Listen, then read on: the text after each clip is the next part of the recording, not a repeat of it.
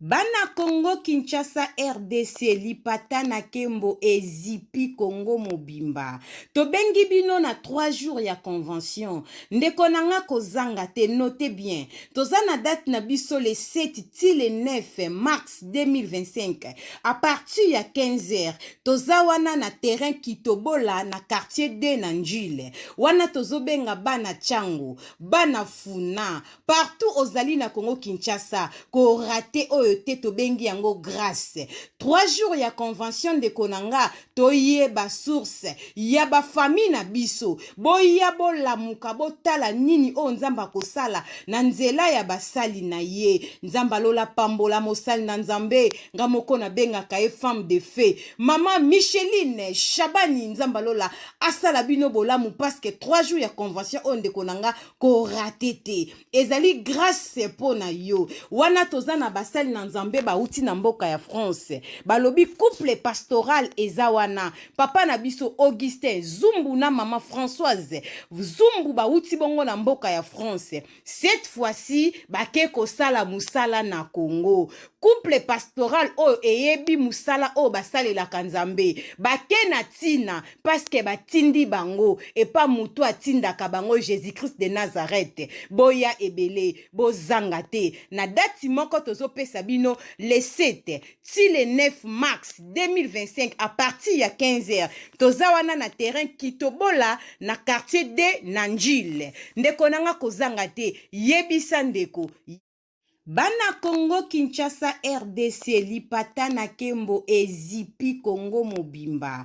Tobengi bino na 3 jours ya convention. Ndeko nanga kozanga te, notez bien. Toza na date na biso le 7 ti le 9 mars 2025. A partir ya 15h, toza wana na terrain Kitobola na quartier D na Njile. Wana tozobenga bana Chango, bana Funa, partout ozali na Congo Kinshasa, ko rate oyo te tobengi yango grâce.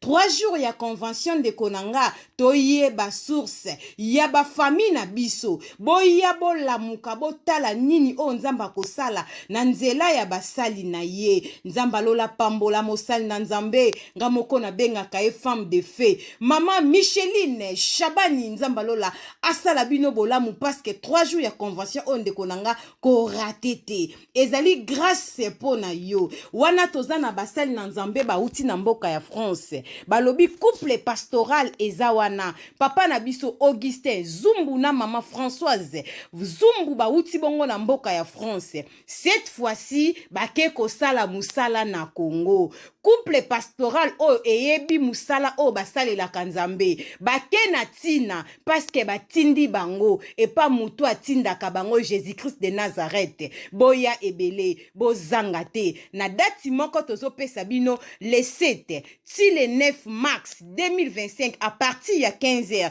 toza wana na terrain Kitobola na quartier D na Njile. Ndeko nanga kozanga te, yebisa ndeko. Bana Congo Kinshasa RDC lipata na kembo ezipi Congo mobimba. Tobengi bino na 3 jours ya convention. Ndeko nanga kozanga te, notez bien. Toza na date na biso le 7 ti le 9 mars 2025.